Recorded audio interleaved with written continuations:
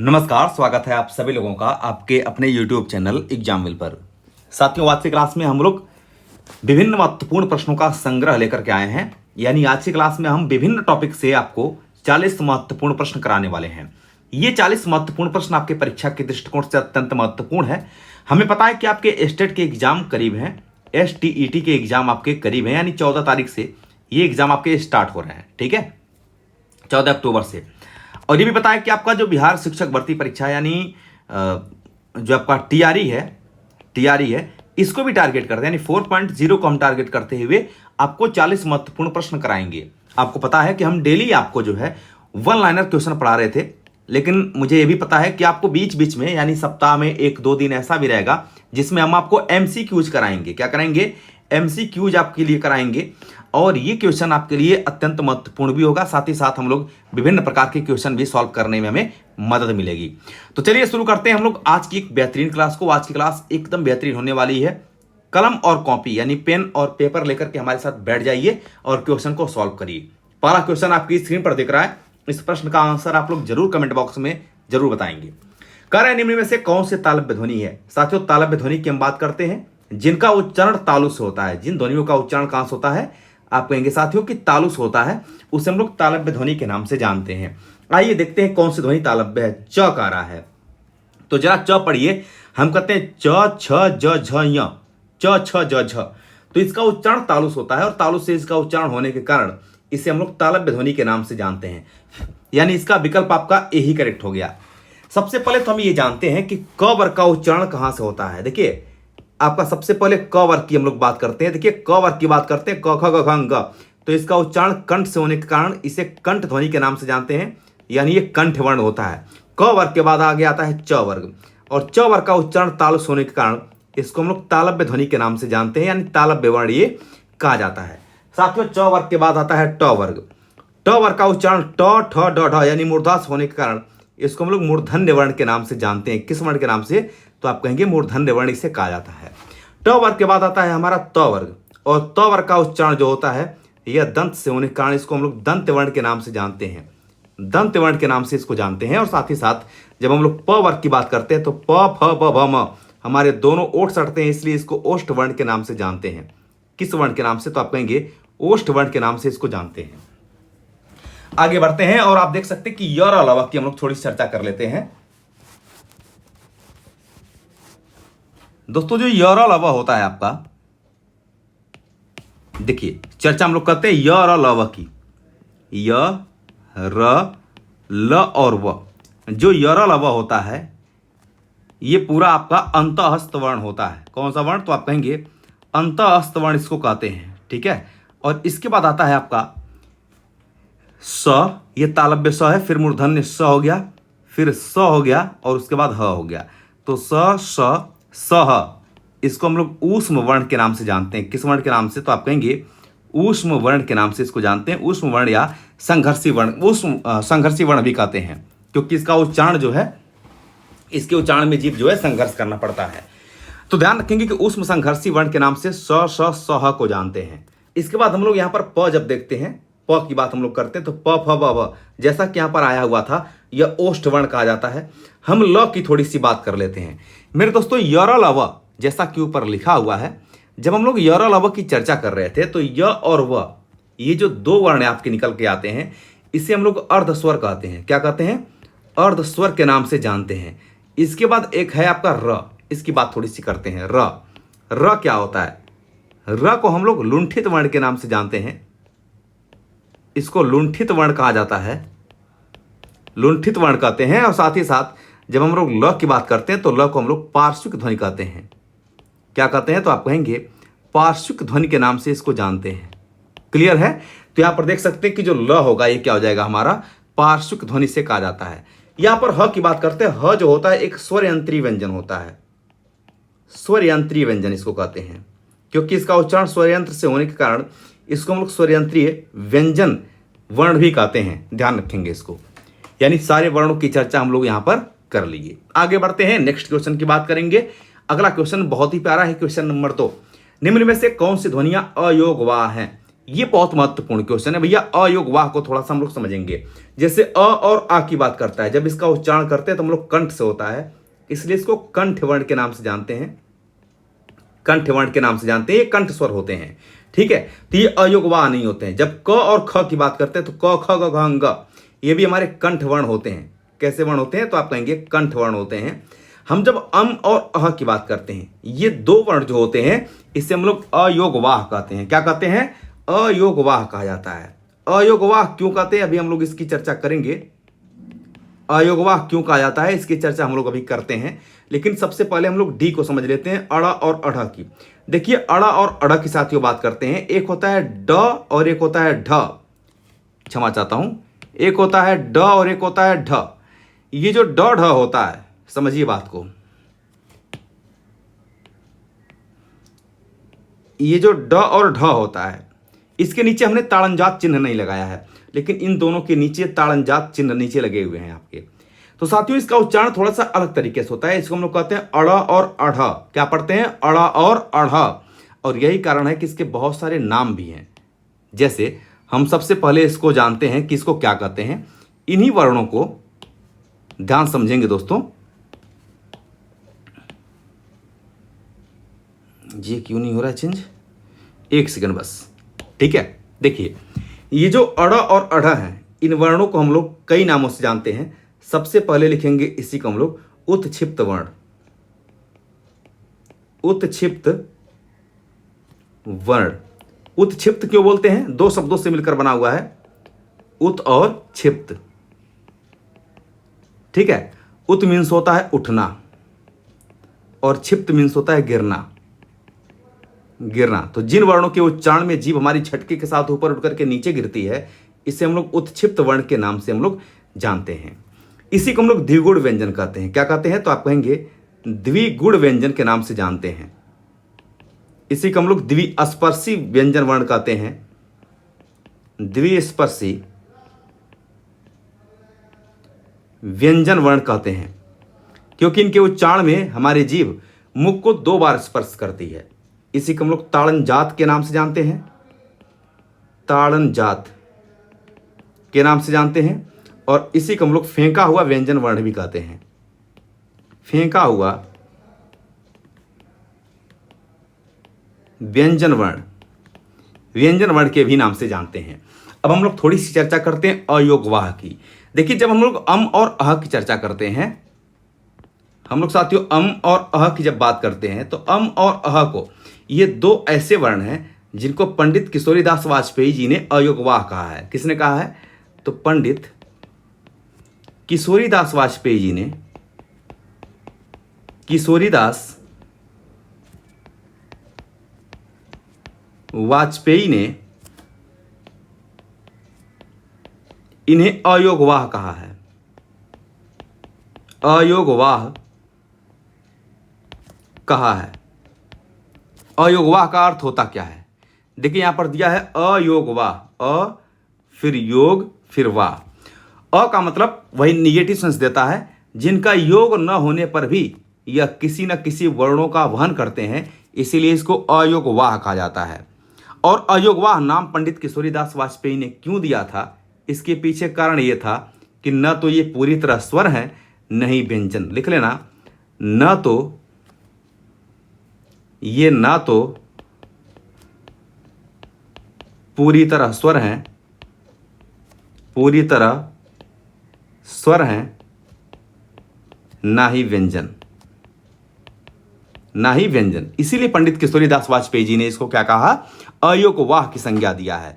अच्छा, ये ना तो पूरी तरह स्वर है, ना ही पूरी तरह व्यंजन, ये कैसे कह सकते हैं कि स्वर और व्यंजन नहीं है? क्योंकि बहुत सारे लोग ऐसे करते हैं कि भाई 11 स्वर और प्लस 2, इसको ऐड करके लोग बता देते हैं कि 13 स्वर होते हैं। कितने स्वर? 13 स्वर, जो कि गलत होता है। 13 स्वर कभी भी होते नहीं है। हमेशा स्वरों की संख्या कुल मिलाकर 11 ही मानी जाती है, और उच्चारण के आधार पर इसकी संख्या 10 हो जाती है स्वरों की। तो इनको क्यों नहीं गिना जाता है स्वरों में? सोचिए जरा। यहां पर जब हम कहते हैं अम, सोचिए अम, जैसे ही हम लोग बोलते हैं अम, तो अम बोलने में, अम थोड़ा सा आप उच्चारण करिए इसका, अम, यहां पर अंत में म आ रहा है। कभी भी स्वरों में किसी दूसरों के उच्चारण में किसी दूसरे वर्ण की सहायता नहीं लेनी पड़ती है। यही कारण है कि ये स्वर नहीं है। और व्यंजन के अंत में स्वर आते हैं, व्यंजन के प्रारंभ में कभी स्वर नहीं आते हैं। यह ना तो व्यंजनों को पूरी तरह से फॉलो करते हैं और न ही ये पूरी तरह से स्वर को फॉलो करते हैं। तो इसीलिए ना तो ये पूरी तरह स्वर है ना ही व्यंजन है, इसीलिए पंडित किशोरीदास वाजपेयी जी ने इसको अयोग वाह की संज्ञा दिया है। उम्मीद करता हूं कि ये क्वेश्चन आपको समझ में आया होगा। आगे बढ़ते हैं हम लोग दूसरे नंबर यानी क्वेश्चन नंबर 3 की बात करते हैं। क्वेश्चन नंबर 3 आपका बहुत ही महत्वपूर्ण क्वेश्चन है। ये कह रहा है आपका करे कि वर्णों में संधि हो जाने से नई वाक्य की रचना होती है, नया स्वर बनता है, नया वर्ण प्रयुक्त होता है और नई ध्वनि बनती है। आज की जो क्लास है वो थोड़ी सी लंबी चलने वाली है क्योंकि 40 क्वेश्चन हमें हल करने हैं और एक एक क्वेश्चन को हम बारीकी से आपको बताते हुए चलेंगे। थोड़ा सा फास्ट चलेंगे लेकिन बारीकी से हर ऑप्शन को डिस्कस करते हुए चलेंगे। मजा आने वाला है आज की क्लास में, इसलिए बेहतरीन तरीके से पढ़िएगा। देखिए, वर्णों में संधि हो जाने से होता क्या है। बेसिकली हम जब एक सिंपल सा संधि लेते हैं, हम कहते हैं विद्याधन आलय, विद्याधन आलय। तो जरा सोचिए, यहां पर आ है और यहां पर स्वर कौन सा है, आ है। ये दो वर्ण हैं, जब दो निकटवर्ती वर्ण आपस में मिलते हैं तभी तो संधि का निर्माण होता है। आ के साथ आ के योग से आ बनता है, हमेशा समान वर्ण आपस में जुड़ गए। तो यहां पर नई वाक्य की रचना होती है, ये कभी भी नहीं हो सकता। वाक्य नहीं बनते हैं, वर्णों के मिलने से हमेशा वर्ण ही बनते हैं, वाक्यों की रचना नहीं होती है। नया स्वर बनता है, गलत है। नया वर्ण प्रयुक्त होता है, गलत है। नई ध्वनि बनती है, जी हाँ, ध्वनि का निर्माण होता है, इसको ध्वनि हम लोग बोल सकते हैं। तो नई ध्वनियों का निर्माण होता है। जब वर्णों में संधि हो जाती है तो ध्वनियों का निर्माण हो जाता है, अगला एक शब्द आपका बन जाता है, तैयार हो जाता है। आगे बढ़ेंगे तो यहां पर ऑप्शन नंबर डी करेक्ट होगा। हम लोग बात करेंगे क्वेश्चन नंबर 4 की। निम्न में से पुल्लिंग शब्द कौन सा है। देखिए, पुल्लिंग करे सरसों, सरसों। तो सरसों पुल्लिंग शब्द नहीं है बल्कि स्त्रीलिंग शब्द होता है। इसके बाद हम लोग बात करते हैं सारस। जी हाँ, सारस एक पक्षी है और यह पुल्लिंग शब्द है, स्त्रीलिंग शब्द नहीं होता है। मकई इकारांत है, यह भी नहीं होगा और मूंग भी नहीं होगा। तो सरसों हुआ, मूंग हुआ, मकई हुआ, जितने भी आपके कह सकते हैं कि जो अनाजों के नाम हैं, है ना, ये आपके स्त्रीलिंग हैं। और यहाँ पर सारस जो एक पक्षी है, इसका पुल्लिंग शब्द होगा, इसलिए बी ऑप्शन आपके करेक्ट हो जाएंगे। क्वेश्चन नंबर 5, क्वेश्चन नंबर 5 भी उसी प्रकार का है। कह रहे पुल्लिंग शब्द नहीं है, कौन सा, रत्न, नकल, मोती और बचपन। ध्यान रखेंगे एक बात और मैं आपको बता दूं कि जो यहां पर पुल्लिंग शब्द नहीं है, मोती पुल्लिंग शब्द है। हम मोती की बात करते हैं, मोती की बात करते हैं, पानी की बात करते हैं, हाथी की बात करते हैं, हाथी की बात करते हैं, दही की बात करते हैं। प्रायः इकारांत वाले शब्द आपके स्त्रीलिंग होते हैं, लेकिन ध्यान रखेंगे कि मोती शब्द आपका पुल्लिंग होता है। इसी प्रकार से रत्न आपका पुल्लिंग है। नकल ये पुल्लिंग नहीं बल्कि स्त्रीलिंग शब्द होता है। कैसा होता है, तो आप कहेंगे स्त्रीलिंग शब्द होता है। जैसे हम कहते हैं ना कि भाई नकल हो गई, परीक्षा में नकल हो रही है, नकल हो रहा है नहीं, नकल हो रही है, ठीक है। तो ये एक स्त्रीलिंग शब्द होता है। और बचपन हुआ, घुमा हुआ, भुलावा हुआ, पागल खाना हुआ, ये सब पुल्लिंग शब्द होते हैं। क्वेश्चन नंबर हम लोग 6 की बात करेंगे। महत्वपूर्ण क्वेश्चन है आपका। साधु आ रहे हैं, साधु आ रहे हैं, यहां पर वचन निर्धारित करना है, लेकिन एक बात यहां पर छूटा हुआ है। साधु आ रहे हैं, यहां पर हैं होगा, ठीक है, अनुस्वार का प्रयोग होगा। यह कर एक वचन है या द्विवचन है या फिर बहुवचन है। साथियों ध्यान रखेंगे कि इसमें सही जो आंसर होगा ये हो जाएगा बहुवचन। साधु का प्रयोग, सम्मान सूचक शब्दों का प्रयोग हमेशा बहुवचन में होता है। लिख लेंगे सम्मानजनक या आदर सूचक, आदर सूचक शब्दों का प्रयोग, शब्दों का प्रयोग सदैव बहुवचन में होता है, सदैव बहुवचन में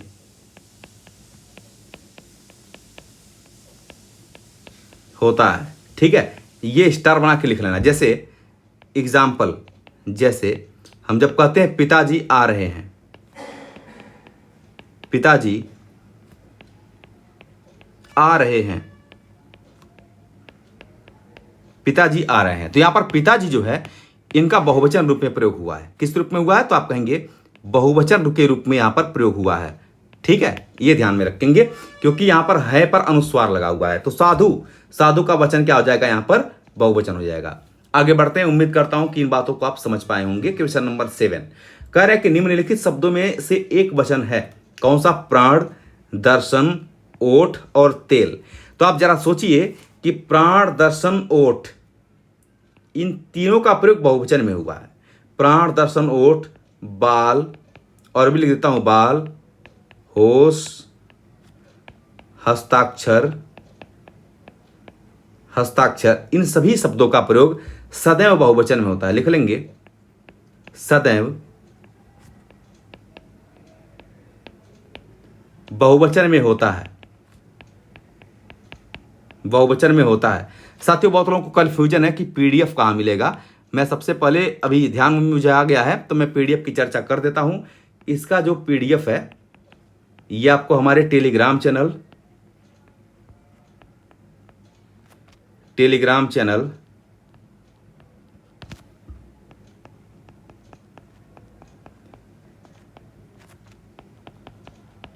सन्निवेश, इस टेलीग्राम चैनल पर इसका पीडीएफ आपको उपलब्ध हो जाएगा। ठीक है, तो टेलीग्राम पर जैसे ही सर्च करेंगे वो आपका एक ग्रुप बन करके आ जाएगा, सन्निवेश सर के नाम से ग्रुप बना हुआ है, उस पर आप लोग इसका पीडीएफ पा सकते हैं, ज्वाइन कर लीजिएगा इसको।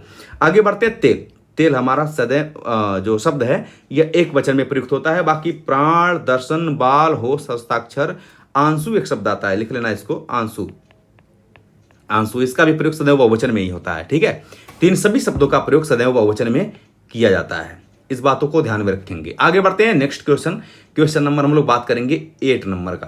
करें, नीचे दिए गए शब्दों का सही संधि वाला विकल्प पहचानिए। कौन सा विकल्प सही होगा?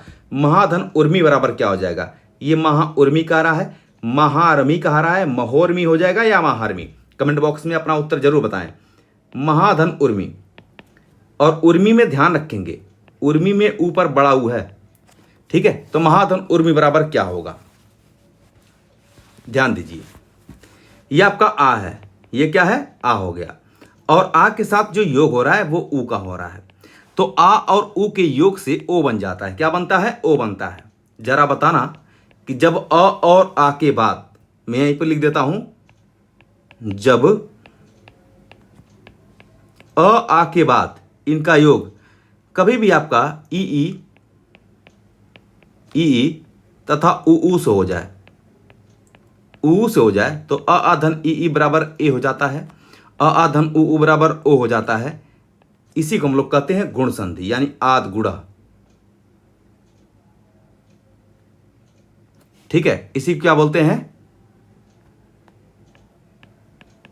आद गुड़ा, यानी गुण संधि का उदाहरण है ये, गुण संधि का ये नियम होता है। ठीक है, तो यहां पर देखिए ओ बन गया।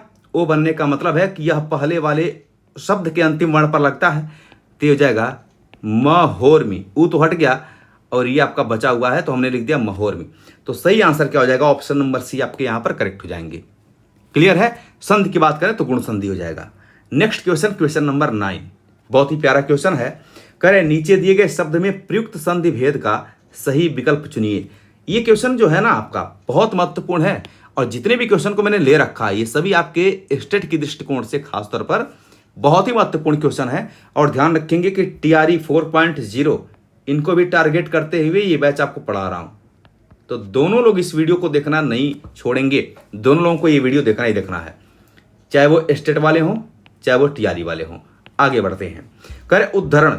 देखिए, उद्धरण की जब बात करते हैं, उद्धरण की बात करते हैं, तो इसका संधि विच्छेद होता है उत्योग हरण। उत्योग हरण, जब कभी भी त के बाद आपका ह आ जाता है तो त का परिवर्तन द में होता है और ह का परिवर्तन ध में होता है। चूंकि ह पूरा है तो ध पूरा, त आधा है तो द आधा, तो ये हो जाता है उद्धरण। ध्यान रखिएगा, अभी हम अशुद्ध लिख रहे हैं, फिर इसको शुद्ध भी लिखेंगे। त का द में उद, फिर ध रण, लेकिन इसको शुद्ध रूप में इस प्रकार लिखते हैं, द और ध को हम लोग इस प्रकार लिख देते हैं उद्धरण, यानी द बनाते हैं, ध को इस प्रकार लिखते हैं। आपको देखने से ये लगता है कि ध आधा है, बट इसमें आधा द होता है। ठीक ना, तो इसको ध्यान में रखेंगे। इसका सही जो आंसर होगा उत धन हरण हो जाएगा, और उत योग हरण ऑप्शन नंबर डी में दे रखा है, इसलिए डी सही है। जरा एक बात और सोचिएगा, यहाँ पर त आपका व्यंजन है और व्यंजन के साथ व्यंजन का योग, तो कभी भी व्यंजन का योग व्यंजन के साथ होगा तो यहाँ पर व्यंजन संधि बनेगी। कौन सी संधि? तो आप कहेंगे साथियों कि यहाँ पर व्यंजन संधि बन जाएगी। आगे बढ़ते हैं, हम लोग नेक्स्ट क्वेश्चन की बात करेंगे। क्वेश्चन नंबर आपका 10। क्वेश्चन नंबर 10 आपका कह रहा है, बहुत ही प्यारा क्वेश्चन है। कह रहा है कि जब संधि करते समय विसर्ग के बाद स्वर या व्यंजन वर्ण के आने से जो विकार उत्पन्न होता है उसे क्या कहते हैं? उसे हम लोग विसर्ग संधि कहते हैं। मेरे दोस्तों थोड़ा सा ध्यान रखेंगे यहां पर, बस एक छोटी सी बातों की चर्चा कर देते हैं। जब कभी भी स्वर के साथ स्वर का योग होता है तो स्वर के साथ स्वर के योग होने से जो विकार या परिवर्तन होता है उसे हम लोग स्वर संधि कहते हैं। क्या कहते हैं? स्वर संधि कहते हैं। लेकिन जब कभी भी व्यंजन के साथ स्वर, बहुत ध्यान से देखना, व्यंजन के साथ स्वर, स्वर के साथ व्यंजन, स्वर के साथ व्यंजन का योग होता है, बिल्कुल होता है। जैसे हम कहते हैं ना, लक्ष्मी धन इच्छा बराबर लक्ष्मी इच्छा, लेकिन ये तो दूसरा हो गया आपका, छोड़िए अभी हम बताते हैं आपको। तो यहां पर स्वर के साथ व्यंजन और व्यंजन के साथ व्यंजन, व्यंजन के साथ व्यंजन, इनका योग होने से जो विकार या परिवर्तन होता है उसे हम लोग व्यंजन संधि के नाम से जानते हैं। किस नाम से? तो आप कहेंगे कि व्यंजन संधि कहते हैं। लेकिन साथियों एक बात और ध्यान में रखेंगे, जब हम लोग कभी भी विसर्ग का योग कभी भी स्वर के साथ हो जाए, स्वर के साथ हो या फिर व्यंजन के साथ हो जाए, तो विसर्ग के योग में स्वर अथवा व्यंजन के साथ होने पर जो विकार उत्पन्न होता है उसे हम लोग विसर्ग संधि के नाम से जानते हैं। किस नाम से? विसर्ग संधि के नाम से जानते हैं। तो इसका जो सही आंसर होगा वो विकल्प ए हो जाएंगे। आगे बढ़ेंगे क्वेश्चन नंबर 11। बहुत महत्वपूर्ण क्वेश्चन आज की क्लास में करवा रहा हूं भाई। आपके लिए जो क्वेश्चन मैंने लाया ना, वो सोचिए कि एक एक प्रश्न को बनाने में मुझे सोचना पड़ा है। आपको देखने से ये लग रहा होगा कि क्वेश्चन बहुत आसान है, लेकिन याद रखना कि स्टेट की दृष्टिकोण से इतना इंपॉर्टेंट प्रश्न हमने ले रखा है कि इससे बाहर आपको प्रश्न जाएगा भी नहीं। और ऐसे एमसीक्यूज हम आपको अब प्रयास कर रहा हूं कि अल्टरनेट करके जरूर करवाऊंगा, डेली तो नहीं लेकिन अल्टरनेट करके आपको जरूर करवाऊंगा। आगे बढ़ते हैं, करें गय धन अक बराबर क्या हो जाएगा? तो आप देख सकते हैं गय धन अक, जरा सोचिए कि गय धन अक बराबर क्या होगा। आंसर आप लोग कमेंट बॉक्स में जरूर बताइए।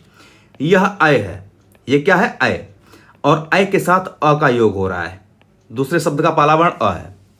तो जरा बताना कि ए अय ओ औ के साथ किसी भी असमान स्वर का योग हो जाए,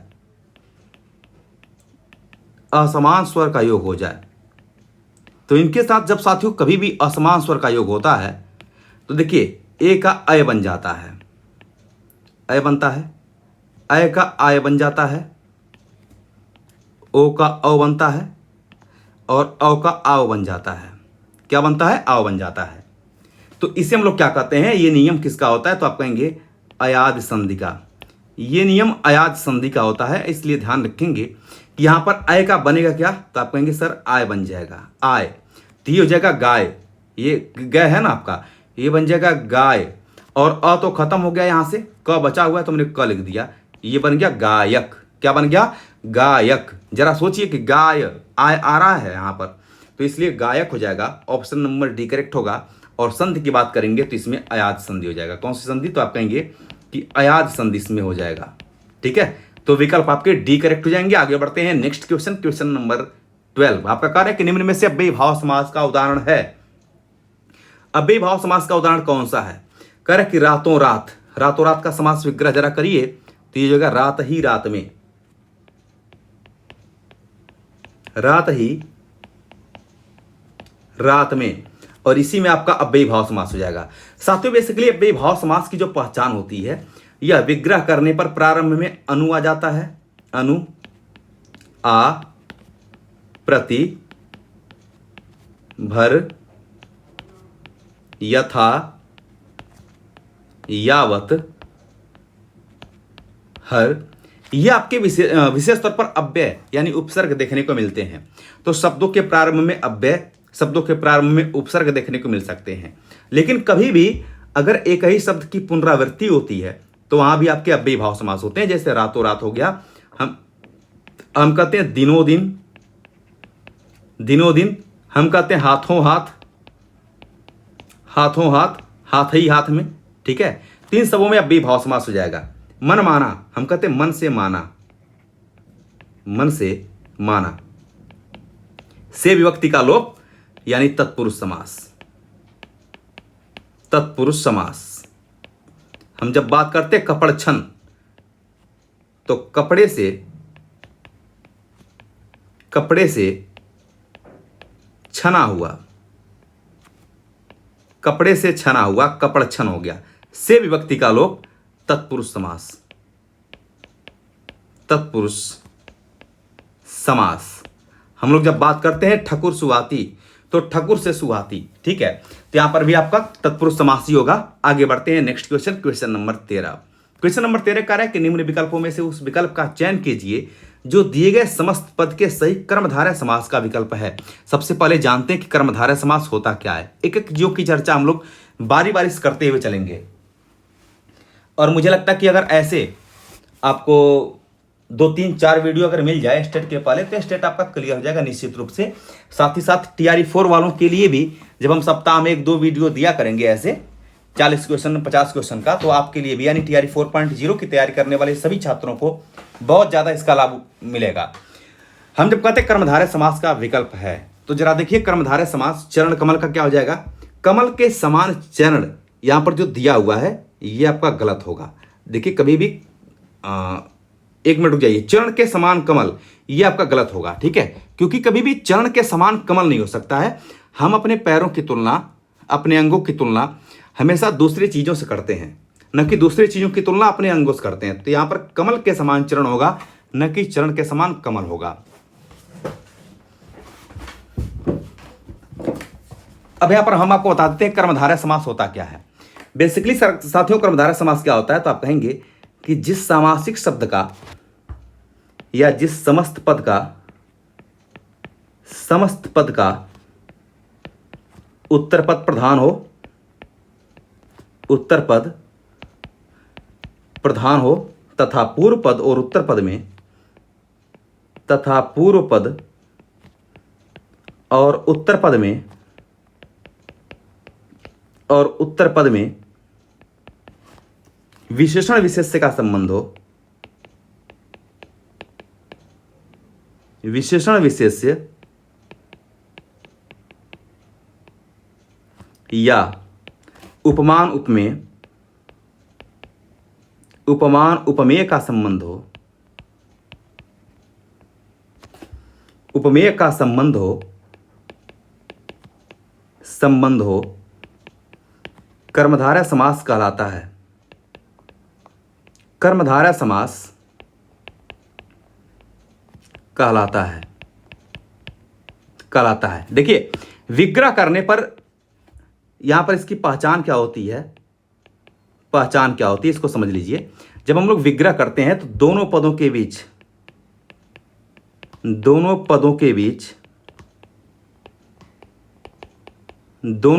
बीच के समान रूपी हैं जो किसी आदि पद आते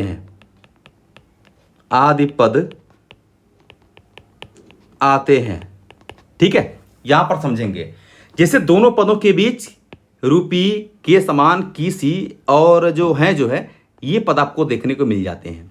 जैसे मान लीजिए हम कहते हैं कनकलता, मैं यहां पर ऊपर लिख रहा हूं, ध्यान रखना, कनकलता। तो कनकलता का समास विग्रह क्या हो जाएगा, यह होगा कनक की सी लता, कनक की सी लता। जैसे हम यहीं पर कहते हैं अगर देहलता तो हो जाता है देह रूपी लता, देह रूपी लता।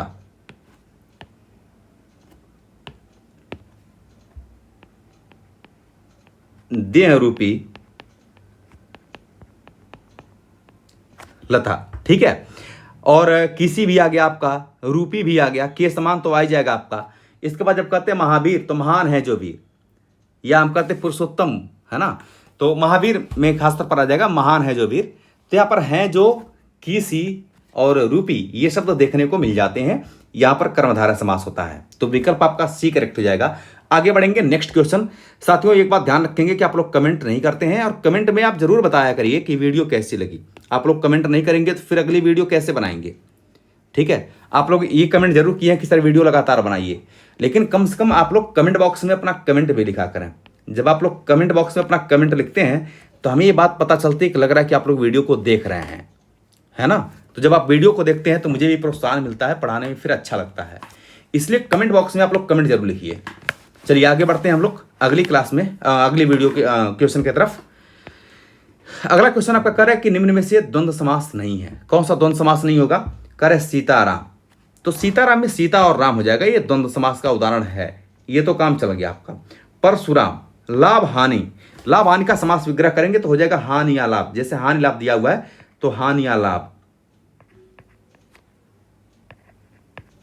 हानि या लाभ। इसका थोड़ा सा देख लीजिए, हम सीताराम की बात करते हैं तो सीता और राम, सीता और राम। और भाई बहन की बात करते हैं तो भाई और बहन, भाई और बहन, और बहन। ठीक है, द्वंद्व समास के वैसे 3 प्रकार होते हैं। तो पहले और चौथे में, पहले और चौथे में इसमें आपका जो होगा, देखिए परशुराम की बात करते हैं, परशुराम इसका सही उत्तर होगा। हानि लाभ ये वैकल्पिक द्वंद्व है। पहले और चौथे में इतरेत्तर द्वंद्व है, इसमें और इसमें, इसमें लिख लीजिएगा इतरेत्तर द्वंद्व, इतरेत्तर द्वंद्व हो जाएगा। और जब हम बात इसकी करते हैं तो इसमें आपका वैकल्पिक द्वंद्व हो जाएगा, वैकल्पिक द्वंद्व हो जाएगा। ठीक है, और यहां पर देख सकते हैं कि परशुराम में जो है वो आपका बहुब्रीहि समास है। कौन सा है? बहुब्रीहि समास है। समास विग्रह होगा परशु, परशु, गलत क्यों हो रहा है भाई, क्या कारण है आज? परशु धारण किए हैं जो, धारण किए हैं जो। ठीक है, अर्थात परशुराम, अर्थात परशुराम, यानी यहां पर बहुब्रीहि समास हो जाएगा। कौन सा? तो आप कहेंगे यहां पर बहुब्रीहि समास होगा। या इस प्रकार भी समास विग्रह होता है कि परशु धारण करते हैं जो।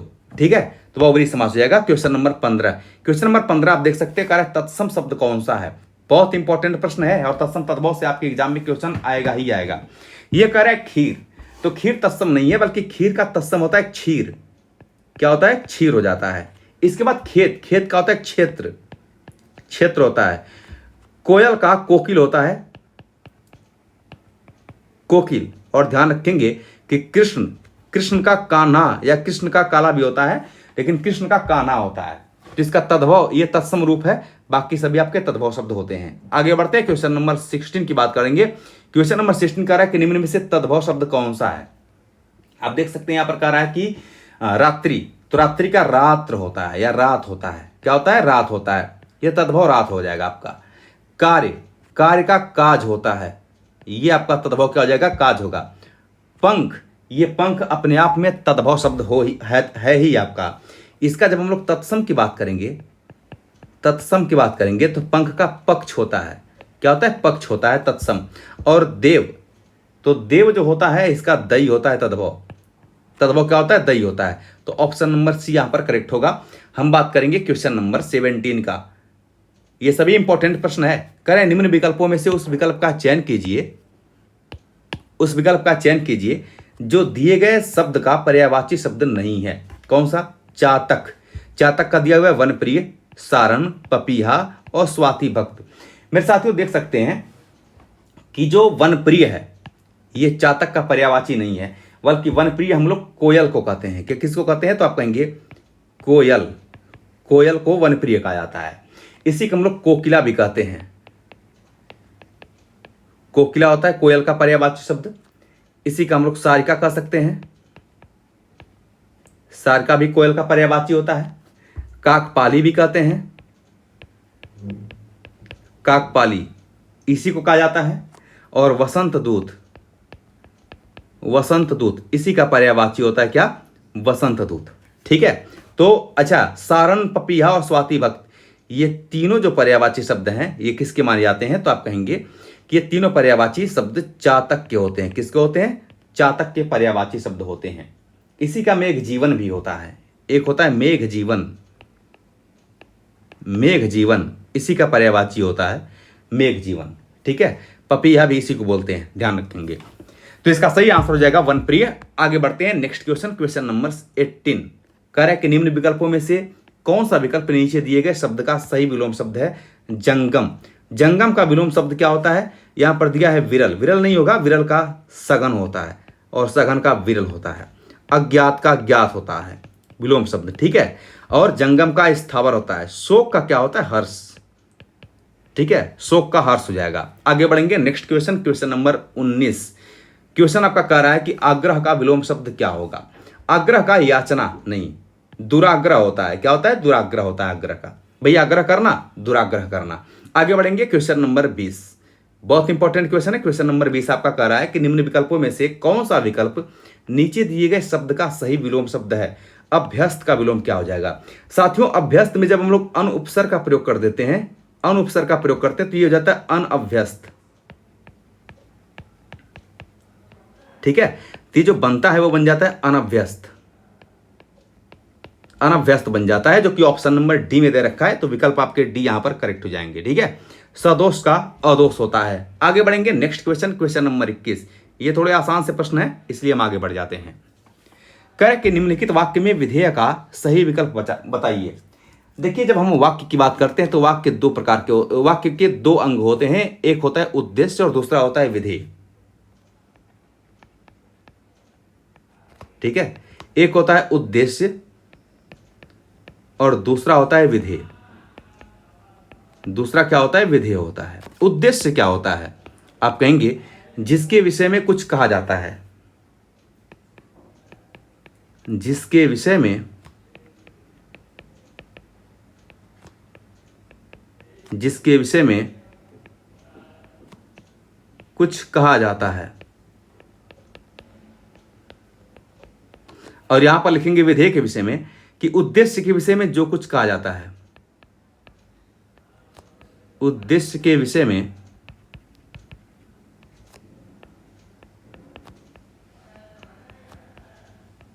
जो कुछ कहा जाता है,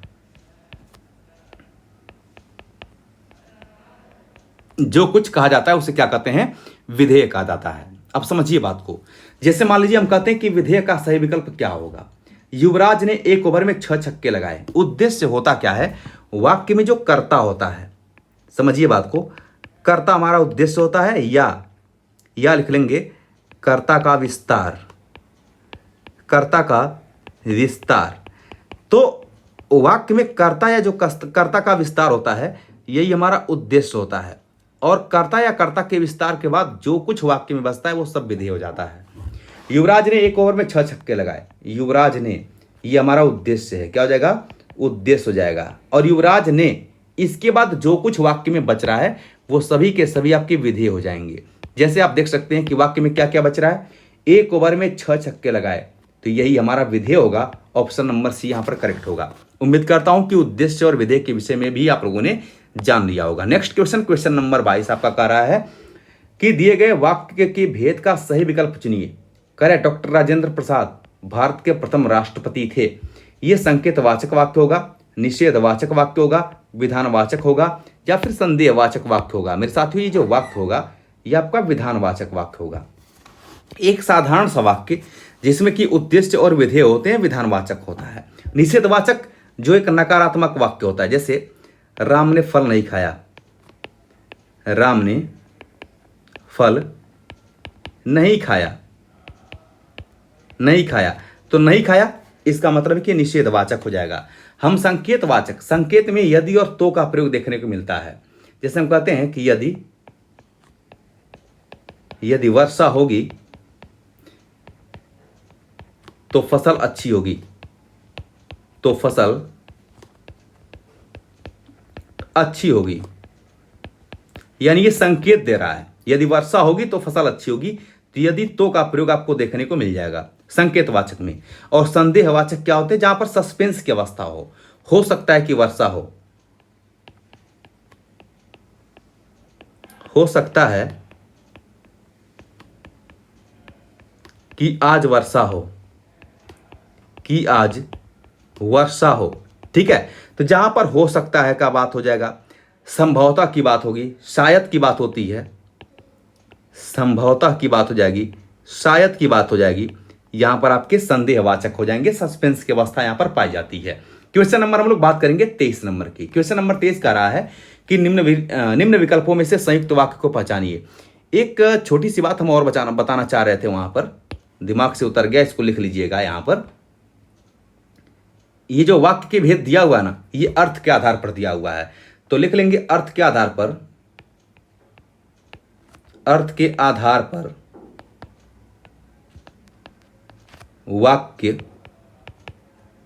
वाक्य 8 प्रकार के होते हैं। 8 प्रकार के होते हैं। ये क्वेश्चन आपसे पूछ सकता है एग्जाम में, ठीक है। ऐसे ही क्वेश्चन कभी कभी पूछ लेता है। आगे बढ़ते हैं, क्वेश्चन नंबर आपकी बात करते हैं 23 नंबर की। निम्न विकल्पों में से संयुक्त वाक्य को पहचानिए। संयुक्त वाक्य क्या होगा? कह रहे वह जो टोपी वाला बाबू है कहीं जा रहा है। अब सोचिए कि दूसरे वाक्य की विशेषताओं को बता रहा है ना, वह जो टोपी वाला बाबू है, यानी कहीं की आश्रित उपवाक्य की बात कर रहा है, कहीं जा रहा है, यह प्रधान उपवाक्य हो गया, कहीं जा रहा है। और वह जो टोपी वाला बाबू है, यह इसकी विशेषता बता रहा है, मतलब आश्रित उपवाक्य हो गया, इसलिए इसको हम लोग मिश्र वाक्य कहेंगे। क्या कहेंगे? मिश्र वाक्य, मिश्र वाक्य, या इसी को हम लोग मिश्रित वाक्य कहते हैं।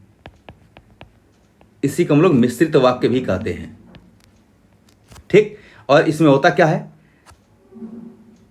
2 उपवाक्य होते हैं, 2 उपवाक्य यहां पर देखने को मिल जाते हैं। उसका काम बन जाए इसलिए वह किसी से सिफारिश कराने के चक्कर में है। अब समझिए बात को। और एवं, अथवा, या नहीं तो, पर, इसलिए, किंतु, परंतु। अगर इन योजक शब्दों से 2 सरल वाक्य जुड़े हुए हैं, ये योजक शब्द हैं आपके, और इन योजक शब्दों से, ये जो योजक शब्द हैं आपको, इन योजक शब्दों से अगर 2 सरल वाक्य जुड़े हुए हैं तो ऐसे वाक्यों को संयुक्त वाक्य कहते हैं। क्या कहते हैं? संयुक्त वाक्य। इसलिए बी ऑप्शन करेक्ट होगा। मैंने एक पक्षी देखा जो घायल था, जो लगा है ना, यानी आश्रित उपवाक्य की बात कर दिया, इसलिए ये आपका जो वाक्य होगा ये मिश्र वाक्य या मिश्रित वाक्य हो जाएगा। क्या कहेंगे? मिश्र वाक्य हो जाएगा, ठीक है। जैसा कि मैंने ऊपर बता रखा है मिश्र वाक्य की परिभाषा को। और राकेश ने भोजन किया, ये जो वाक्य होगा ये सरल वाक्य होगा। ये जो वाक्य होगा साथियों, ये कैसा वाक्य होगा? तो आप कहेंगे यह वाक्य आपका सरल वाक्य हो जाएगा। एक सेकंड, सरल वाक्य होगा। और ध्यान रखेंगे कि मैंने अर्थ के आधार पर वाक्य भेद को यहां पर बताया था कि अर्थ के आधार पर वाक्य के जो भेद होते हैं वो 8 होते हैं, लेकिन रचना के आधार पर लिख लेंगे कि वाक्य के 3 भेद होते हैं। लिख लीजिए, रचना के आधार पर वाक्य के भेद आप लिख लेंगे 3 भेद होते हैं, जिसमें आपको पहला होता है सरल वाक्य, दूसरा होता है संयुक्त वाक्य, और तीसरा होता है मिश्र वाक्य या मिश्र वाक्य, या इसी को मिश्रित वाक्य भी कहते हैं। आगे बढ़ेंगे, क्वेश्चन नंबर हम लोग बात करेंगे 24 नंबर की। इंपॉर्टेंट क्वेश्चन है, एक एक क्वेश्चन आपके लिए बहुत इंपॉर्टेंट है, बहुत महत्वपूर्ण क्वेश्चन है, ठीक है। और सभी टॉपिक से मिलेगा, अभी रस, छंद और अलंकार से भी क्वेश्चन मिलने वाले हैं। कह रहा है इनमें से कौन सा वाक्य शुद्ध है? जरा बताइए कि यहां पर कह रहा है कि कौन सा वाक्य शुद्ध है। सीता ने यह कहा, सीता ने यह कही, सीता ने यह कही। देखिए ये भी गलत है, क्योंकि कही नहीं होगा, कहा होगा। सीता ने यह कहा, जैसे हम कहते हैं ना कि मरम वचन जब सीता बोला, तो यहां पर यह कहा, यह के हिसाब से कहा और कही की बात हो रही है, ठीक है। तो सीता ने यह कहा, ऑप्शन नंबर ए करेक्ट होगा। क्वेश्चन नंबर बात करेंगे 25 का। शुद्ध वाक्य पहचानिए। कौन सा शुद्ध वाक्य होगा 25 नंबर में? कह रहे मैं तुमको देखा, नहीं मैंने तुमको देखा। यहां पर आपका मैंने हो जाएगा। क्या हो जाएगा? मैंने तुमको देखा। अब मैंने क्यों होगा? क्योंकि भूतकाल का वाक्य, और भूतकाल के वाक्यों में मैं के साथ ने का विभक्ति का प्रयोग होता ही होता है। कर्ता के साथ ने का प्रयोग होता है, चाहे वो कर्ता सर्वनाम हो चाहे संज्ञा हो। राम ने लिख चुका, ठीक है। तो राम ने लिख चुका नहीं, राम लिख चुका, ये हो जाएगा आपका राम लिख चुका, ठीक है। क्षमा चाहता हूं, राम ने लिखा सबसे अच्छा होगा, राम ने लिखा, ठीक है। राम ने लिखा, इसको लिख लेंगे, लिख चुका नहीं, राम ने लिखा। तो आगे बढ़ते हैं। या तो हम कह सकते हैं कि राम ने लिख चुका है, ऐसे भी कह सकते हैं। मोहन ने रोटी खाई, तो मोहन ने रोटी खाई, ठीक है, क्या खाई, रोटी खाई, कर्म दिया हुआ है, कोई दिक्कत नहीं, भूतकाल का वाक्य है, विकल्प आपके सी करेक्ट होंगे। और गोपाल मुझे 2 कलम दिए, गोपाल ने मुझे 2 कलम दिए, यहां पर ने विभक्ति का प्रयोग करना होगा आपको, ठीक है। तो गोपाल ने मुझे 2 कलम दिए, इसलिए ये भी अशुद्ध है, ये भी अशुद्ध है और ये भी अशुद्ध है। तो राम ने लिख चुका नहीं, राम ने लिख चुका है या राम लिख चुका है, ऐसे हो जाएगा। आगे बढ़ते हैं, क्वेश्चन नंबर बात करेंगे हम लोग 26 का। करे बुरे दिन आना किस मुहावरे का अर्थ प्रतीत होता है? बुरे दिन आना किस मुहावरे का अर्थ प्रतीत होता है? तो बुरे दिन आना, डर से कांपना गलत है, तंग आना गलत है, पस्त करना गलत है, तालू में दांत जमना यानी बुरे दिन आना। ऐसे मुहावरों को हम लोग देखे भी हैं और मैं आज की क्लास में हर टाइप के क्वेश्चन ले रखा हूं, यानी मिसलिनियस क्वेश्चन ले रखा हूं, एग्जाम के दृष्टिकोण से अत्यंत महत्वपूर्ण है। आधा तीतर आधा बटेर, तो आधा तीतर आधा बटेर का मतलब होता है कि अनमेल वस्तुओं का संयोग। ध्यान रखेंगे, यहां पर दिया है 2 कार्यों का संयोग, गलत है। अनमेल वस्तु, जैसे आधा तीतर है आधा बटेर, यानी 2 अनमेल वस्तुएं हैं, इनका संयोग हो जाना। एक से अधिक वस्तुओं का संयोग गलत होता है और अनमेल प्रवृत्ति वाले लोग साथ नहीं रहते हैं, गलत है ये। आगे बढ़ते हैं, नेक्स्ट क्वेश्चन। अगला क्वेश्चन देखिए, कह रहे आंख का अंधा और गांठ का पूरा। मेरे साथियों, जब क्वेश्चन में अंधे की बात हो जाए ना, तो यहां इसका अर्थ होता है कि एक तरह से मूर्ख से। अंधे का मतलब मुहावरे में मूर्ख से लिया जाता है। जैसे मान लीजिए हम कहते हैं अंधों में कनवा राजा, तो मूर्खों में अल्पज्ञ। क्या होता है? मूर्खों में अल्पज्ञ। तो अंधा का अर्थ मूर्ख होता है एक तरह से। तो आंख का अंधा मूर्ख, गांठ का पूरा किंतु धनी, ठीक है। तो विकल्प आपके सी करेक्ट होंगे। क्वेश्चन नंबर हम लोग बात करेंगे 29 नंबर का। ये सब छोटे छोटे प्रश्न है आपके, इंपॉर्टेंट हैं। प्रसन्नता शब्द में कौन सी ध्वनि है? यहां करें संयुक्त ध्वनि। संयुक्त ध्वनि होता क्या है इसको समझते हुए चलिए। पहले तो इसका आंसर हम बता देते हैं क्वेश्चन नंबर 29 का। इसका सही आंसर होगा युग्मक ध्वनि। क्या कहते हैं इसको? युग्मक ध्वनि। संयुक्त ध्वनि क्या होता है? जैसे हम कहते हैं छ एक संयुक्त ध्वनि है। 2 ध्वनियों के संयुक्त से मात्र एक ही ध्वनि आपको दिखाई दे, क्योंकि जो छ होता है यह क और स के योग से बना हुआ है। किससे? क और स के योग से। तो 2 अलग अलग व्यंजन आपके आपस में मिले हुए हैं, जिसके निर्माण से आपका छ का निर्माण हो रहा है। युग्मक ध्वनि क्या होते हैं? युग्मक ध्वनि जैसे द्वित्व व्यंजन जो होते हैं, हम लोग इसको कहते हैं द्वित्व व्यंजन। द्वित्व कह सकते हैं हम लोग। जैसे आधा न और आधा न, ये भी है। हम जब कहते हैं दिल्ली, आधा ल और ल, ठीक है, तो यहां भी आपका युग्मक ध्वनि या द्वित्व व्यंजन का प्रयोग हुआ है। संपृक्त किसे कहते हैं इसको ध्यान रखेंगे। जैसे मान लीजिए कहते हैं वाक्य, एक शब्द लेते हैं वाक्य, यहां पर कहेंगे कौन सी ध्वनि है, तो आप कहेंगे संपृक्त ध्वनि है। क्यों?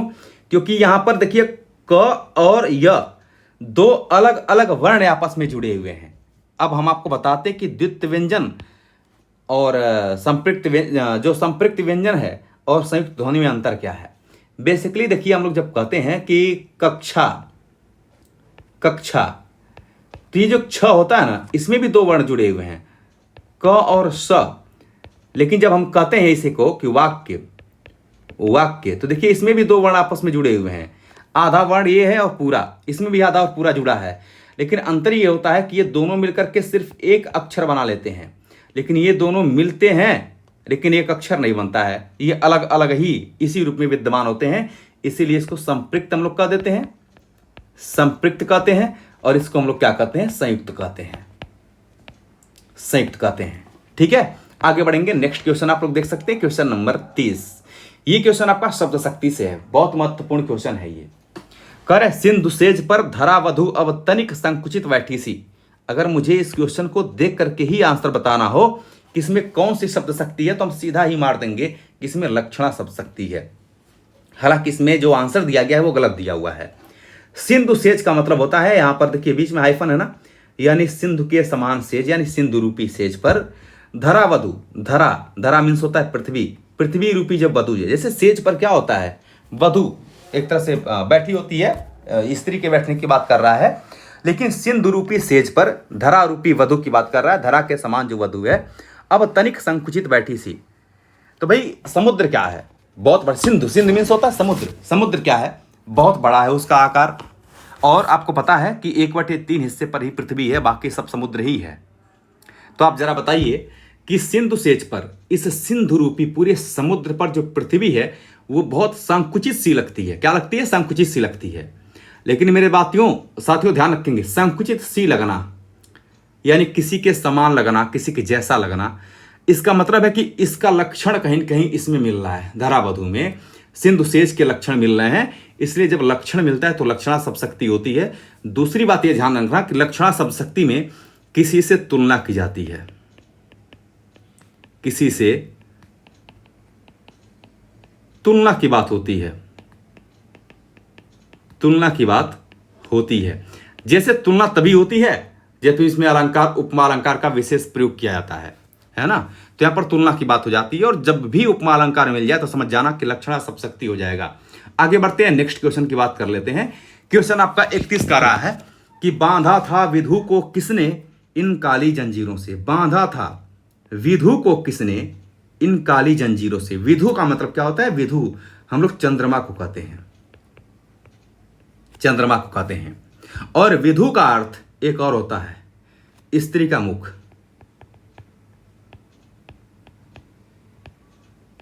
ठीक है, तो बांधा था विधु को किसने इन काली जंजीरों से। काली जंजीर का अर्थ क्या है? यहां पर काली जंजीर का अर्थ होता है काले बाल से, काले बाल से। समझिए, बांधा था विधु को किसने, तो बात तो चंद्रमा की है, लेकिन यहां पर स्त्री के मुख से, यानी स्त्री के मुख को किस तरह से। काली जंजीर का मतलब हुआ जो काले बाल होते हैं, जिससे बाल जब गिरते रहते हैं तो स्त्रियों के मुख उससे ढक जाते हैं, उसी की बात कर रहा है कि बांधा था विधु को किसने इन काली जंजीरों से। और प्रसाद जी की पंक्ति का अर्थ किस शब्दशक्ति से ग्रहण होगा? तो भाई अभिधा तो होगा नहीं, अभिधा में मुख्य अर्थ ग्रहण होता है। और मुख्य अर्थ कहां ग्रहण हो रहा है? काली जंजीर का अर्थ एक गुण अर्थ है, यानी काले बाल से लेना है इसको। विधु का एक गुण अर्थ है, स्त्री के मुख की उसके बालों से ढका हुआ, इसकी चर्चा की जा रही है। तो अभिधा तो होगा नहीं, लक्षणा नहीं होगा क्योंकि किसी से तुलना नहीं हो रही है। और यहां पर पूरे मिलाकर के व्यंजना शब्दशक्ति होगा। जब कभी भी लक्षणा से हट करके किसी गुण अर्थ को प्रकट किया जाता है, तीसरा अर्थ निकलता है, वाक्य के पूरे वाक्य के अर्थ ही बदल जाते हैं, तो वहां पर व्यंजना शब्दशक्ति होती है। ठीक है, जहां पर भी वाक्य में गुण अर्थ प्रकट हो वहां पर व्यंजना शब्दशक्ति निकल करके आ जाती है। आगे बढ़ेंगे, नेक्स्ट क्वेश्चन की बात करेंगे। करे कंकन किंकिन नुपुर धुन सुनी कहत लखन सन राम हृदय गुनी में कौन सा काव्य गुण है?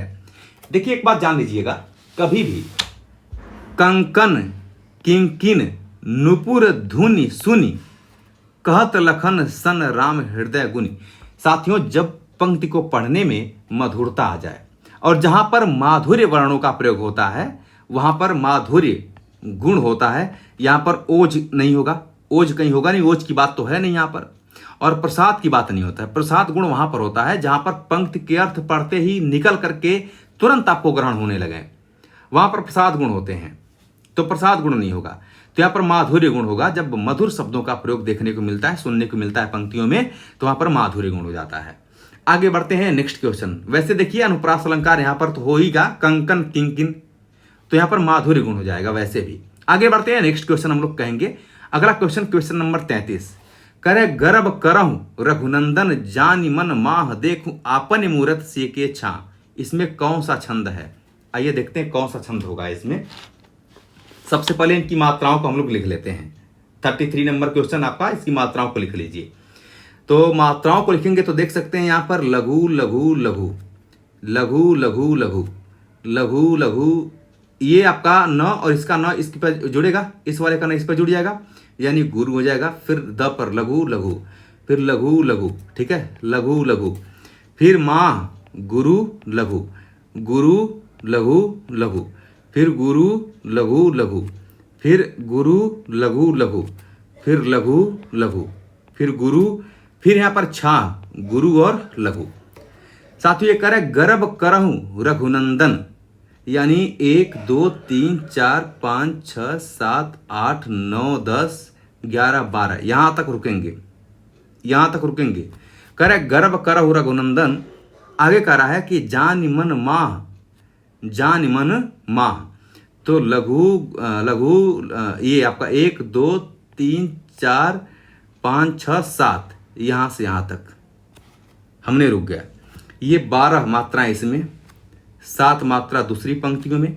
तीसरे में आइए देखिए, करे देखहूं आपनी मूरत, यहां तक है, देखहूं आपनी मूरत, यहां तक रुकेंगे। तो 2 ये 2 3 4, 4 2 6 7 8 2 10 11 12, यहाँ से यहाँ तक अगर हम गिने तो कुल मिलाकर के 12 मात्रा यहाँ भी आ गई आपकी। और आगे लघु 1 यहाँ से यहाँ तक, ठीक है, 1 2 2 4 2 6 1 7, यहाँ से यहाँ तक 7 मात्रा, यानी 12 और 7 में हम लोग इसको तोड़ रहे हैं। ये पहला पंक्ति है, दूसरा है, तीसरा है, चौथा है। पहले और तीसरे पंक्तियों में 12-12 मात्राएं हैं। पहली पंक्ति, दूसरी, तीसरी, चौथी, 12-12 मात्राएं पहली और तीसरी में है। 12-12, 7 और 7 यानी तीसरे और चौथे में, दूसरे, क्षमा चाहता हूं, दूसरे और चौथे में 7-7 मात्राएं हैं। तो स्वाभाविक सी बात है कि ये 12वां छंद हो जाएगा। कितना होगा? ये 12वां छंद हो जाएगा। और 12वां छंद चूंकि यहां पर दूसरे और चौथे में 7-7 है ना, तो इसलिए हम कह देंगे कि इसे अर्धसम मात्रिक छंद कहते हैं। क्या कहते हैं? अर्धसम मात्रिक छंद। इसी प्रकार से दोहा और सोरठा भी अर्धसम मात्रिक ही होते हैं। देखिए, पहले और तीसरे में वर्णों की संख्या, मात्राओं की संख्या समान है, दूसरे और चौथे में मात्राओं की संख्या समान है, तो इसे हम लोग अर्धसम मात्रिक कहेंगे। सवाया सोरठा दोहा नहीं होगा। सोरठा दोहा आप जानते ही हैं, सवाया जानते ही हैं। सवाया कैसा छंद है? तो ये आपका वर्णिक छंद में आता है। आगे बढ़ेंगे। कह रहा है इन तन का दीवा करो बाती मेलों जीव, और यहां पर कह रहा है आपका कि लोही सींचो तेरे ज्यों तब मुख देखो पीव। यहां पर कौन सा छंद होगा? तो इन तन का दीवा करो, आइए थोड़ा सा देख लेते हैं। लघु लघु लघु लघु, गुरु गुरु गुरु, फिर लघु गुरु, ठीक है, और गुरु गुरु गुरु गुरु गुरु लघु, फिर गुरु गुरु गुरु गुरु, फिर गुरु लघु, फिर ज्यों, ये गुरु हो जाएगा। देखते हैं, 1 2 3 4, यहां से गिनते हैं, यहां से यहां तक गिनिए। आप कहेंगे 1 2 4 2 6 2 8 2 10 11 11 2 13, ये 13, पहले ही 13 आ गया। तो पहले ही 13 आया है तो हमारे दिमाग में अब चल गया कहीं कहीं दोहा हो सकता है, क्योंकि दूसरे वाले में 11 होना चाहिए। ये देखते हैं, तो ये हो जाएगा आपका यहां से यहां तक 2 2 4 2 6 2 8 2 10 11, वही होगा आपका दोहा ही हो जाएगा। आगे आपको जरूरत ही नहीं है। 2 2 4 2 6 2 8 2 10 11 2 13, देखिए यहां से यहां तक भी 13 हो गया। इसका अर्थ है कि इसमें देखने की बहुत ज्यादा आवश्यकता नहीं है। तो पहली और तीसरी पंक्तियों में 13-13 मात्राएं, दूसरे और चौथे पंक्तियों में 11-11 मात्राएं, अर्थात हम कह सकते हैं कि दोहा छंद होगा। कौन सा छंद होगा? तो यहाँ पर दोहा छंद हो जाएगा। मेरे दोस्तों, एक बात ध्यान रखना कि क्वेश्चन आपको इतना इंपॉर्टेंट लिया हूँ आज की क्लास में कि ये क्वेश्चन आपके डेफिनेटली, आप टेट के पेपर, जो स्टेट का पेपर जब दे के आएंगे, आपको खुद ही पता चल जाएगा कि मैंने जो क्वेश्चन किया है वो सही किया, अच्छा किया या नहीं किया। क्वेश्चन नंबर 35, ये करें कि निम्नलिखित में से शब्द अलंकार का एक भेद है, वह कौन सा है? उपमा, उपमा, विभावना, रूपक, ये सभी आपके अर्थालंकार होते हैं। कौन से अलंकार? अर्थालंकार होते हैं। और यहां पर साथियों जब हम लोग बात करते हैं वक्रोक्ति का, तो ये आपका शब्दालंकार होता है। वक्रोक्ति हो गया आपका, अनुप्रास हो गया आपका, अनुप्रास हो गया आपका, यमक हो गया, श्लेष हो गया, श्लेष हो गया आपका। कुल मिलाकर के 7 अलंकार शब्दालंकार के अंतर्गत, 7 ऐसे अलंकार हैं जो कि शब्दालंकार के अंतर्गत आते हैं। आगे बढ़ेंगे। क्वेश्चन नंबर हम लोग बात करेंगे 36 का। कह रहे सिर फट गया उसका वहीं, सिर फट गया उसका वहीं, मानो अरुण रंग का घड़ा हो। मतलब यह है कि जैसे उसका सिर ऐसा फटा है कि मान लो अरुण रंग, जैसे अरुण मीन्स होता है सूर्य, सूर्य के रंग का जैसे घड़ा, उसकी बात कर रहा है। तो यहां पर मानो का प्रयोग कर दिया है, उत्प्रेक्षालंकार हो जाएगा। मनु मानो, जनु जानो इत्यादि वाचकों से उत्प्रेक्षालंकार को प्रकट किया जाता है। यहां पर उत्प्रेक्षालंकार होगा। अनुप्रास जानते ही हैं कि वर्णों की आवृत्ति होती है, वर्णों की आवृत्ति देखने को मिल जाती है। और श्लेष और यमक, इनमें अंतर क्या है? इनमें एक शब्द वाक्य में कई बार आएंगे, उसके अर्थ अलग अलग होंगे, और इसमें एक ही शब्द के कई अर्थ होंगे, तो इसमें श्लेष अलंकार हो जाता है। आगे बढ़ेंगे। नेक्स्ट क्वेश्चन आपका कह रहा है यहां पर कि तो पर 12 उर्वशी सुन राधिके सुजान, और तू मोहन के उर्वशी, उर्वशी समान। तो यहां पर उर्वशी के कई अर्थ हैं। पहला तो नारी से प्रथम बार तुलना की गई है। यहां पर पहले उर्वशी में नारी से, ये नारी से आप लिख लेंगे, नारी से यहां पर तुलना की गई है। ये कह रहा है ना कि तो पर बारो उर्वशी सुन राधिके सुजान, और तू मोहन की उर्वशी। मोहन की उर्वशी का मतलब होता है कि मोहन के हृदय में जो निवास करने वाली स्त्री की बात कर रहा है, ठीक है। तो हृदय में निवास करने के लिए, हृदय में निवास करने के लिए इसका प्रयोग हुआ है।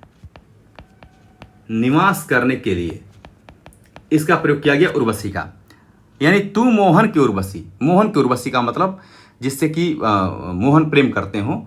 उर्वशी समान, और उर्वशी समान का मतलब होता है कि उर्वशी नामक जो आभूषण है उसके अर्थ में प्रयोग हुआ है। तो यहां पर उर्वशी नामक आभूषण, उर्वशी नामक आभूषण की बात हो रही है। तो आप सोचिए कि उर्वशी के अलग अलग प्रयोग हैं और अलग अलग जितनी बार उर्वशी आया है उसका अलग अलग अर्थ है, इसलिए यहां पर यमक अलंकार होगा। श्लेष तब होता जब एक ही उर्वशी रहता उसके कई संदर्भों में अर्थ अलग अलग लोगों के लिए प्रयोग होता तो श्लेष होता। लेकिन अगर एक शब्द वाक्य में कई बार आते हैं और उनके अर्थ अलग अलग होते हैं तो वहां पर यमक अलंकार होता है। आगे बढ़ेंगे, क्वेश्चन नंबर बात करेंगे हम लोग 38 का। करे निर्धन के धनसी तुम आई, कौन सा अलंकार है? तो निर्धन के धनसी यानी निर्धन के धन के समान तुम्हारे आने की बात हो रही है। तो यहां पर उपमा अलंकार होगा। सी सा सो, सा सी सो, के समान, के सम, के सम, सरिस, ठीक है। ज्यों यों भी आता है आपका, ठीक है। तो यहां पर भी आपके जो उपमा अलंकार है इसकी पहचान प्रदर्शित करते हैं। आगे बढ़ते हैं, क्वेश्चन नंबर आपका 39। उपमेय में उपमान का निषेध रहित आरोप होने पर कौन सा अलंकार होगा? तो जब उपमेय में उपमान का निषेध रहित आरोप कर दिया जाता है तो वहां पर रूपक अलंकार होता है। जैसे हम लोग कहते हैं चरण कमल बंधो हरिराई, तो यहां पर चरणों को कमल की समानता अभेद रूप से प्रकट की जाती है, रूपक अलंकार हो जाता है। हे पुरुष सिंह तुम भी यह शक्ति करो धारण में कौन सा अलंकार है? साथियों, एक समास एक आपका समास होता है जिसका नाम होता है, ठीक है, जिसका नाम है आपका जो चरण कमल वाला होता है आपका ना, कहते हैं कि उसको देखिए कभी कभी ध्यान नहीं आता है ना, ध्यान आते हुए कभी कभी शब्द भूल जाते हैं, शब्द भूल जाते हैं मुख में आते हुए। कर्मधारय समास, इसी की चर्चा कर रहे हैं। ये पुरुष सिंह में अगर हम समास की बात करें तो हम कहेंगे कर्मधारय समास है। ये पुरुष रूपी सिंह, और जहां पुरुष रूपी सिंह की बात हो गई वहां पर रूपक अलंकार होता है, किसी को किसी चीज का रूप मान लिया जाना। तो ये कह रहे हे पुरुष सिंह तुम भी यह शक्ति धारण करो, तो यहाँ पर पुरुष के रूप में जो पुरुष का सिंह के रूप में अभेद रूप से वर्णन है वहां पर रूपक अलंकार हो जाएगा, ठीक है। तो साथियों, आज की क्लास में हम लोगों ने 40 महत्वपूर्ण प्रश्नों को हल किया है। 40 क्वेश्चन, ये परीक्षा के दृष्टिकोण से अत्यंत महत्वपूर्ण क्वेश्चन है। कमेंट बॉक्स में कमेंट लिख करके आपको जरूर बताना है कि वीडियो आज की कैसी लगी। और मैं सोच रहा हूं कि ऐसी वीडियो आपको एक सप्ताह में यानी वीक में आपको 2 to 3 वीडियो ऐसा दिया करें, ये आपके लिए अत्यंत महत्वपूर्ण रहेगा। साथ ही साथ बहुत जल्द हम आपको 1-2 दिन में करंट अफेयर्स जैसा कि आप लोग की डिमांड थी, तो करंट अफेयर्स भी हम लेकर के आपके लिए आ रहे हैं। आज के लिए इतना ही, बहुत बहुत धन्यवाद, थैंक यू वेरी मच।